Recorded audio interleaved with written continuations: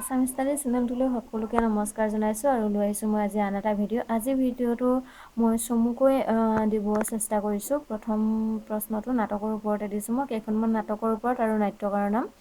প্ৰথমটো আছে সুৰেন্দ্ৰনাথ শইকীয়াৰ নাটক কেইখনৰ নাম হ'ল ঘুকুচ, আপোচ, তকদিৰ আৰু কুশল কোঁৱৰ। ঘুকুচ, আপোচ, তকদিৰ, কুশল কোঁৱৰ এই চাৰিখন নাটক সুৰেন্দ্ৰনাথ শইকীয়াই ৰচনা কৰিছিল।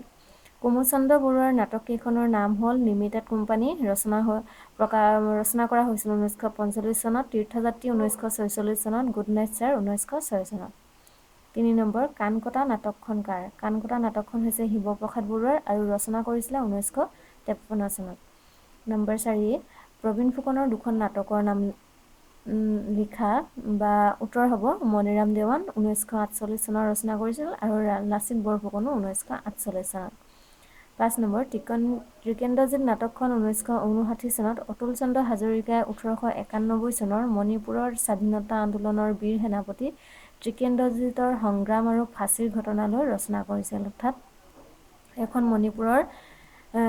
মণিপুৰৰ বীৰ সেনাপতি ত্ৰিকেন্দ্ৰজিতক লৈ ৰচনা কৰা এখন নাটক আৰু 1959 চনত ৰচনা কৰিছিল আৰু নাটকখনৰ ঘটনাৰ চনটো আছিল 1891 চনৰ।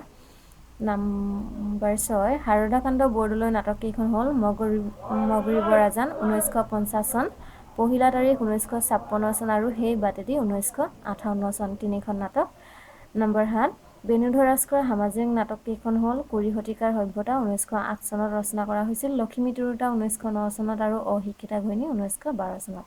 নাটক সম্পৰ্কীয় মই আজি কেৱল 7টাই দিলোঁ আৰু পৰৱৰ্তী ভিডিঅ'ত মই আকৌ দিব চেষ্টা কৰিম। যদি ভিডিঅ'টো ভাল পায় তেতিয়াহ'লে লাইক, শ্বেয়াৰ, কমেণ্ট কৰিব আৰু মোৰ চেনেলটো ছাবস্ক্ৰাইব কৰিব নাপাহৰিব। ধন্যবাদ।